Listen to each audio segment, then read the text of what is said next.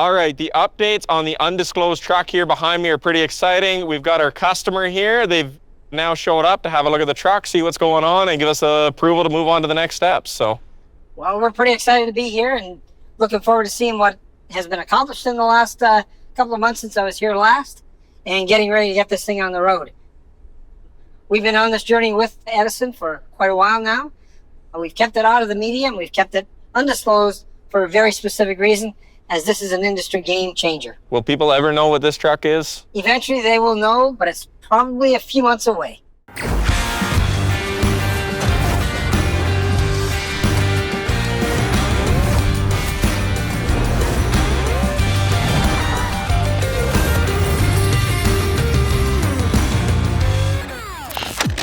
We're pretty excited about this truck. It's Canadian made by Canadian people, going to, in a Canadian organization. That's huge for us. Secondly, from a safety aspect, the driver sitting in the middle of that cab has full visibility. So protecting the general public, making sure that they're a safe driver, very, very big feature. And finally, fuel is a huge cost. And we expect this vehicle to save us between 40 and 50% of our fuel cost. Do we see more in the future? Absolutely. This is a huge investment for us, but we see many, many more going to our fleet.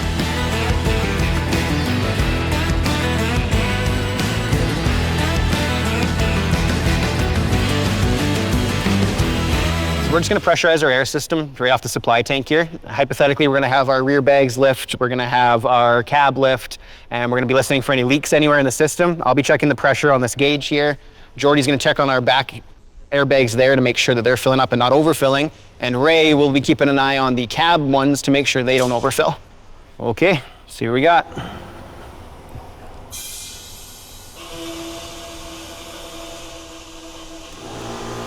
Yep. It'll definitely take a minute for it to all fill up. We gotta fill our supply tank, our primary tank, and our secondary tank. Yeah. Pretty small compressor. Definitely a small compressor, but better to be safe than sorry. And if we do pass this test, once we are done with the electrical being moved, we'll be able to test the compressor with this exact same system as well. Sounds better. It's building. Yeah, we're building pressure now. All right, eyes on everything, listen to everything. We're building pressure. We're using our portable air compressor instead of the truck compressor, so we can build it a little bit slower. We can monitor things. We've got the gauge, we've got the ball shut-off valve. And it'll be a bit of a slower fill than the actual truck compressor is, so we can catch all the leaks as they come, cap them off, make sure everything's good before we get ourselves up to that full pressure. It's just a little bit of a slower build, so it's a little bit safer. Is it raising? Okay, good. To say it shouldn't be. So right now we're sitting at about 70 PSI. When we hit 75, the priority valve should open, and we should have air going to our rear airbags as well as our cab airbags.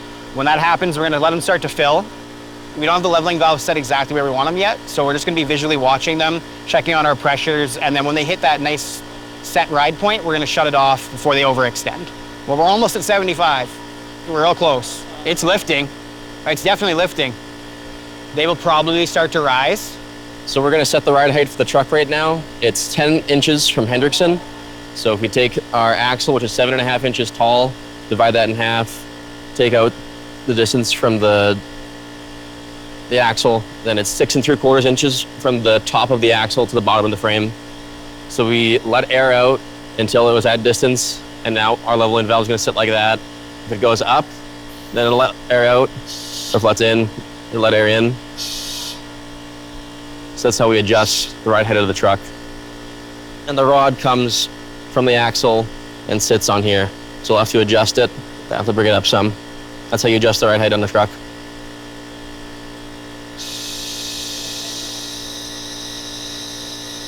There. 6 3/4. There we go. So it's set to 90. So our front priority valve is set to 90 PSI. They're supposed to both be at 75, so we'll have to replace that one. But we do have the air filling up on the cab right now. He's just playing with the leveling valve to get it to go up. So we are sitting right now at about 90 PSI. So this is why we test things. We find all those little things like the different priority valves, and we can kind of get everything dialed in nicely. Thing is, if we filled it too quickly with the truck's compressor, we might have hit 95 before we realized that that one wasn't running and that one was, and then they both would have been running and we wouldn't have known. So we'll fill it with the slow compressor. That slow build lets us see everything at every like 5 PSI and helps us to see our cracking pressures. Chase is jumping inside the cab, checking to see what we got for cushion, checking to see what we got for bounce. So right now he's just hopping around in here. That's a pretty good cab suspension. Right now we're doing a compressor test. So we've got Conrad fired up at the electrical side, running the compressor for the actual truck. Now that we've finished testing the truck with the portable compressor, we're doing it with the truck itself to see how it fills up the air system when we have cracking pressures and all that. Wicked. So we're no longer using the air compressor here. It's all running off. Yeah, this is just on there because we taped it to make sure it didn't blow off. But this isn't running at all. The valve is shut, and this is completely running off just the truck. Nice. Conrad, how's it going? Good. We are just doing a 3-in-1 air up test. So the 3-in-1 controls our air compressor, power steering pump, and DC to DC. Everything's working as expected. So these are all of the dash control layouts. So that's your steering wheel there.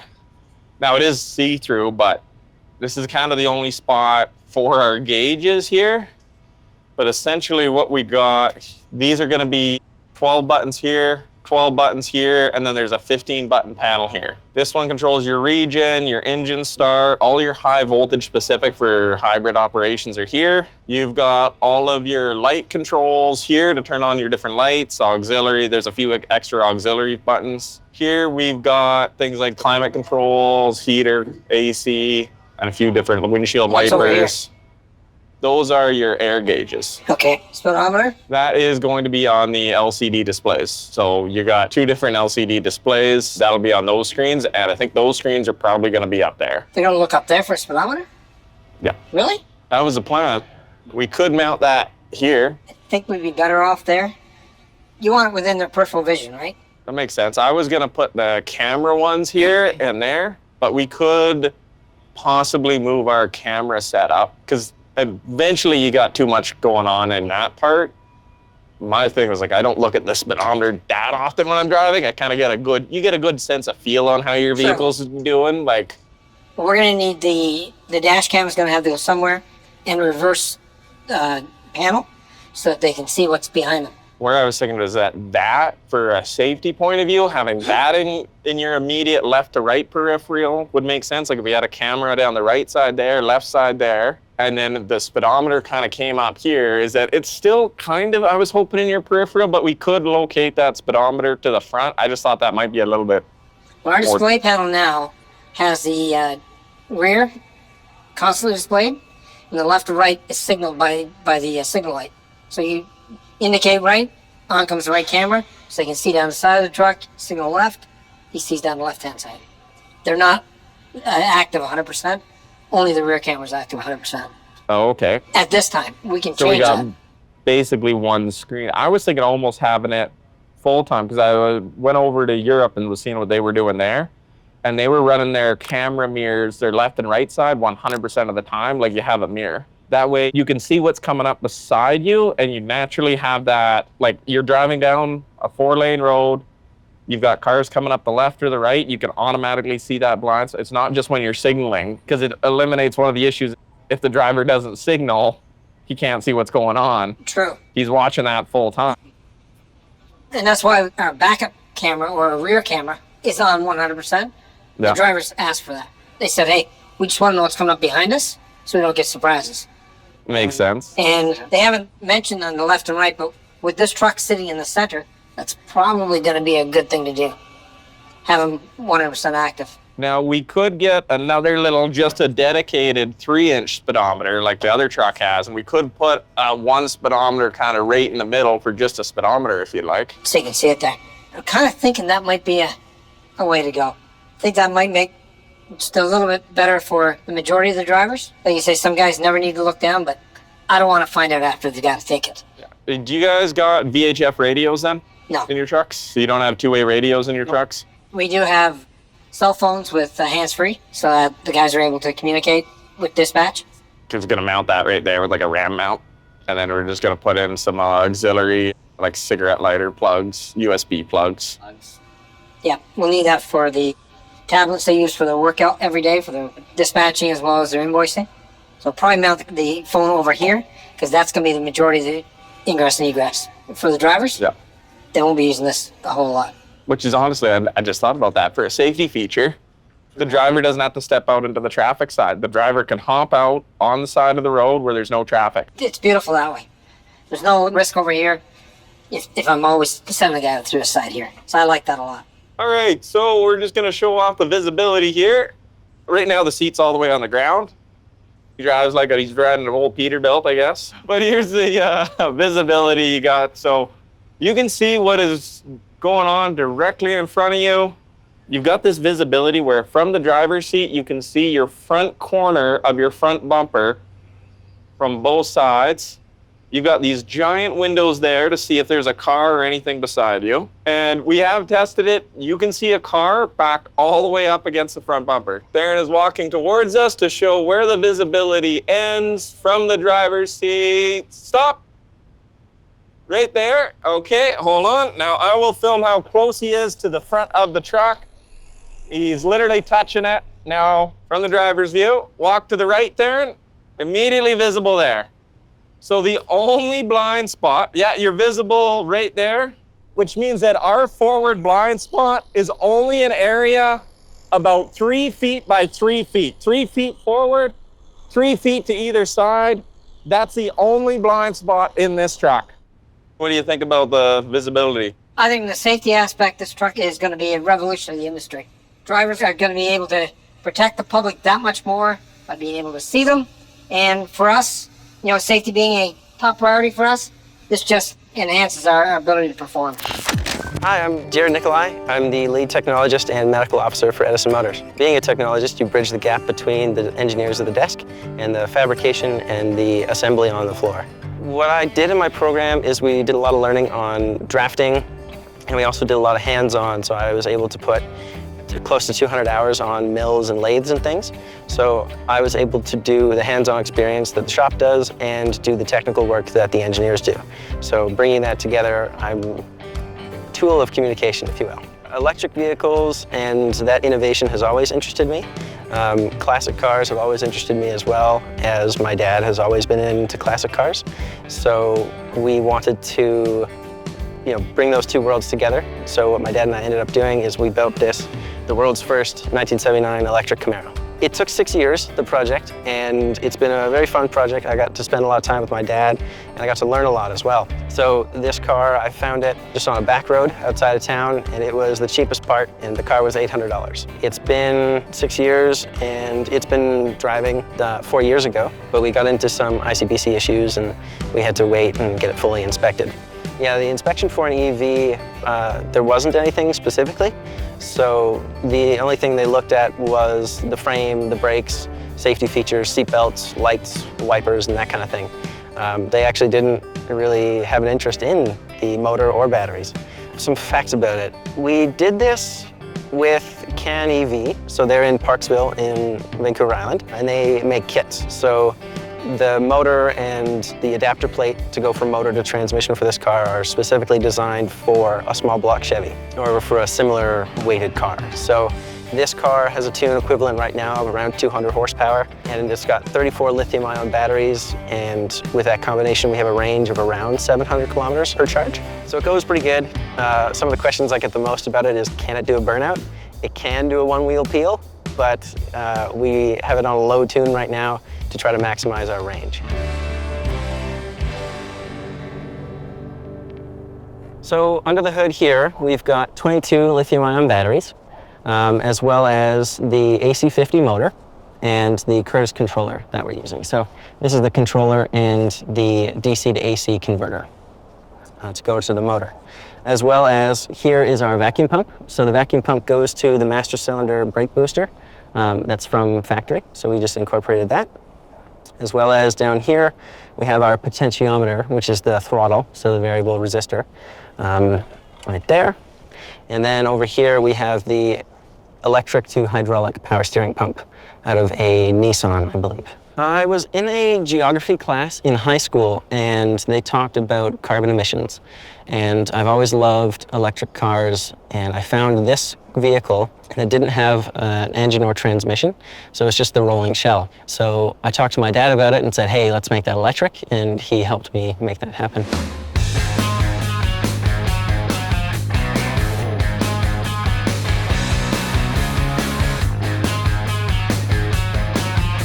So show me in the trunk. Sure. So in the trunk here, we have 12 lithium-ion batteries.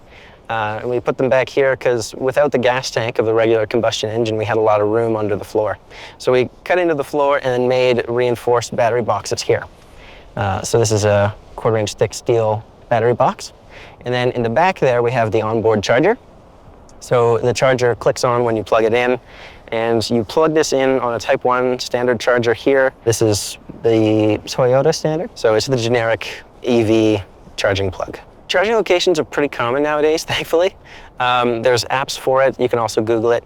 I've charged this a few times at those stations, and it goes pretty well. I think I charged for 2 hours, and I gained 4 volts, so it was pretty effective.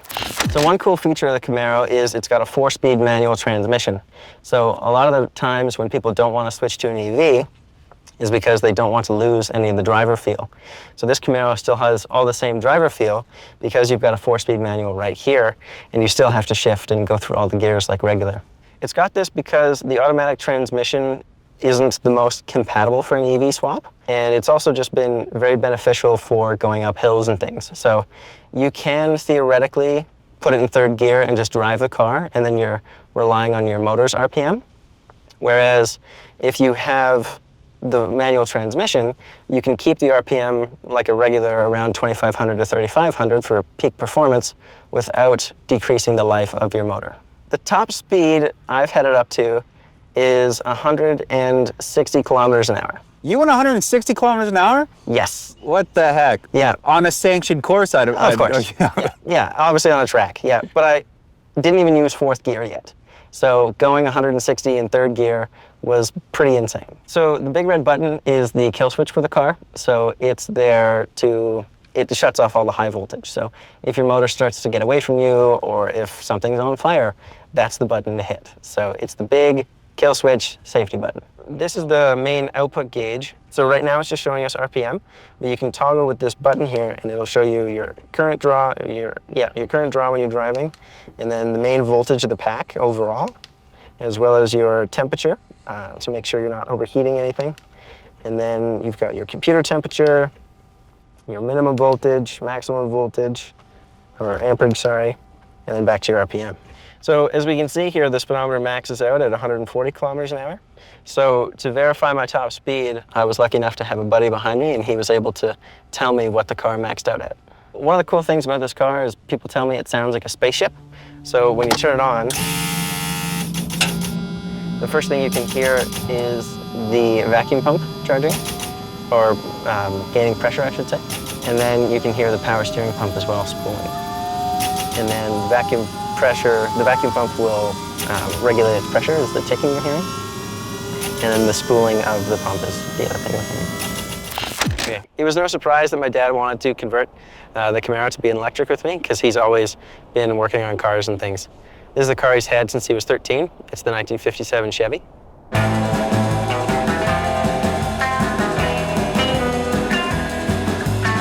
This is his second car. It's the 1967 Firebird. This is the 1952 Studebaker. This is my 1968 Nova. This is the 1977 Westphalia. And lastly, the coolest one we have on the property is the 1923 Dodge Brothers that was previously owned by a gangster in Chicago, Lucky Luciano. And if you take off the passenger side inner door panel, you can see where bullet holes have gone through the door.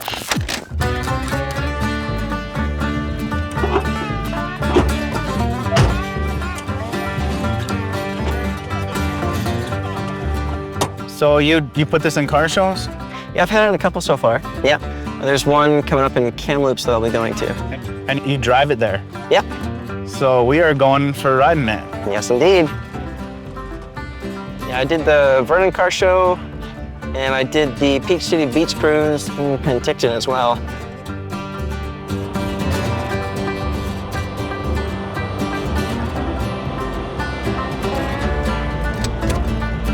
It's pretty wild driving an electric vehicle and shifting it. Yeah, it's pretty neat. It's very unique. Yeah, taking it to car shows has been a lot of fun. It doesn't have an issue ever. So if you ever encounter a hill, you can always gear down. But it goes well on the highway, and it blows people's minds when you come up to them and they try to tell you, oh, you can park over here, and they tell you, oh, your car's not running, and then you drive away. So it's always funny watching people's reactions to that. I've only gotten positive feedback from car shows so far. The most negative comment I had on it was somebody said it was blasphemy to put an electric swap into a Camaro, but that's as far as that's gone. Mostly positive always, and yeah, very good people, always interested, and have plenty of cool things to say. So what's going on here? You got that disconnected, and you can open it up, check the air? Yeah, absolutely. We can get a little bit of air coming out of here. So that's just running off of the regular truck compressor. We're building pressure on the gauge that we have right there in Ray's hands. What are we at? 25. We're at 25 PSI already. Got all of our systems starting to fill up here. We're gonna keep an eye on it. When we hit our cracking pressures for our valves, we should get a little bit of some rise in the back, some rise in the cab, and then we'll get Conrad to cut her off. Yeah, I got my high voltage orange coveralls. If you see me sitting here in these, that's danger. Eventually this shutoff will be automatic based off of air pressure, but for now we're just doing manual testing with the gauge. 25. Okay, I'm gonna drain this. Well, I'll try this one, you try that one. Let's drain the system again. Yeah, nothing here. Open the valve and then drain those two tanks.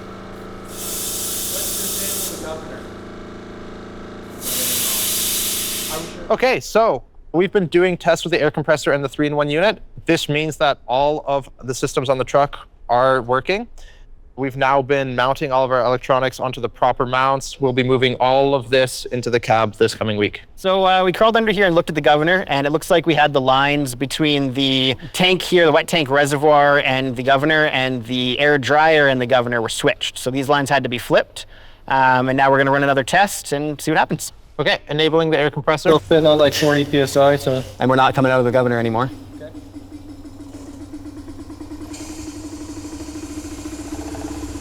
Okay. Let me know as soon as you start building some pressure. Building pressure? Nice. Yeah, okay. That's good. We're not leaking out anywhere, governor's not purging out, and the gauge is starting to build some pressure. Nice. So if he hits 120, you gotta tell us and we'll cut it. How hot is that line now? Is it? It's hot. It's still. Yeah, it's hot. 60 degrees. Leave it. Purge. Cut it. It's beautiful. So now normally that would send a signal telling the compressor to shut off. Yeah. Well, I can, and when we have the sensor, I can shut it off at 115, right? So Yeah. okay, perfect. That's perfect. That's exactly what we want to see with the air system, with the compressor, with everything. All right, good work. The governor works, the dryer works, compressor works. That's literally everything that we needed to have happen. Perfect. We got everything leveled now. So like at this point, air system's pretty much done and everything's tested and everything's working how it should be. So steering. Steering and coolant. Those are our next two big guys. Over here at Edison to have a look at the wheel spin. Conrad's gonna fire it up. Now's a really exciting time. Here comes the command. And we've got wheels spinning. We are getting closer and closer to this truck being on the road. We're getting just about there. It's a matter of hooking up the cab now and put the wheels on and try this thing on a test track. Hi everybody. So now that we're back in the office, let me show you a bit of what I do here. So this is the MCON truck, and recently I've been working with Peter and Jacob to make the fabrication drawings for some parts and components on this truck. Most recently, I have made the fabrication package for this structure that goes over the engine and holds up the emissions system. So this is what that looks like, and this is the fabrication package that I made. So this is your overview page, got the bill of materials in it, pretty standard looking stuff. What I really want to talk about today is the shortcuts and the weld callouts. If we go down here to the radiator support part, I'll tell you more about the shortcuts and the weld callouts. So I really like the shortcuts command. You just hit S on the keyboard and the shortcuts tab pops up, and then it has everything that you would like on your shortcuts tab. So for me, I use the welding and the notes pretty regularly, so they're absolutely there. You can adjust that by going up here, going to your account, and then you go down to your preferences. You scroll down and you can change your shortcut toolbars. So I'm in the drawing section right now of Onshape. So, and you go down to drawing, and then you can select everything that you'd like. So if you don't want your radial dimensioning, you can take it out. If you want it, leave it in. That sort of thing. It's really nice and customizable with the shortcuts there. And the other thing that's really nice are the weld callouts. When you're looking at the part and you want, oh, I should put a weld here. So for example, let's just run one. I'll hit S to bring up shortcuts, and then I'll go over to the weld symbol callout and select our line. Put that there. Select our weld callout. And then it gives you this tab, and it has all these drop downs and very quick and easy things to select. So here it tells you all standard types of weld. So if we pick a fillet weld for this specific joint, we can then pick the contour. So let's have it nice and flat for aesthetics, or fitting in somewhere, maybe it's gotta be flat. And then you can finish it usually with a grinder, because welders usually have a grinder on hand. Then your root opening is the gap between your parts usually, and the groove isn't too bad for me. Don't worry about the groove right now. The other thing that's neat with the weld callouts, instead of having to make notes on the weld lines, you make the notes right here. So if I want a weld that's 5 millimeters thick, boom, you put it right there. If I want a weld that's 10 millimeters long, and if I want my weld spaced out by 30 millimeters, it's right there. It's really easy. You just click through it. It gives you those little drop-down prompts. It's made making these weld callouts very quick and very simple. The quicker you can make the fabrication drawings, the quicker you can get things fabricated. Being a technologist, having a software like this makes me feel like a real professional. And if you're a professional, or you want to try out Onshape, you can get professional Onshape access for up to 6 months. You guys remember Zach from Metal, who's giving us an erection? He came out today to kind of have a look at what's going on and deal with it. I wasn't ready for it. Where are we at on everything? The building is on its way. Should be here, what, September 3rd? Yeah, so the trucks are getting loaded and the building's leaving the manufacturing facility. So we're expecting it to land here on September 3rd. We're just coming out here to have a meeting and look at the site preparation. Everything looks really good. We're working on the erection plan for the building and looking good. We'll get it unloaded. We got our loading dock ready to go. We got a storage area to put it while we're building it. Foundation should be done in the next couple weeks to be ready to put that building on. We're gonna leave the main slab off so you can get in here with all of your equipment and zoom boom and all that. You just wanna leave that unfinished, just put the external footings in. yeah, so normally it's a lot safer for us because if we leave the internal slab out of the building, then we're able to drive the heavier equipment like the zoom booms and stuff around on the inside without running any risk of actually damaging your guys' slab. So, you know, the best plan moving forward is just to put, you know, the footings in and do the external of the building and leave the internal slab actually not in place till afterwards. Nice, so feeling pretty confident here? Yeah, we're feeling good. We're really excited. The heavy equipment that we'll be needing for the project will get delivered in the next couple of weeks as well. And, you know, one of the things that is a pretty big benefit working with you guys out here is you guys got a lot of property. So we're working in pretty tight, you know, zones for construction, and there's lots of free and clear access all the way around the building. So we're pretty confident this is going to go well. Yeah, Spencer did a pretty good job of clearing everything around the building. Yeah, we're thinking that the building is probably going to start about September 15th. That's kind of the tentative date for us to start, and we're hoping to have about a 60-day time period to put the building up. 60 to about 2.5 months is probably where we're looking at to have the building package fully installed. So November?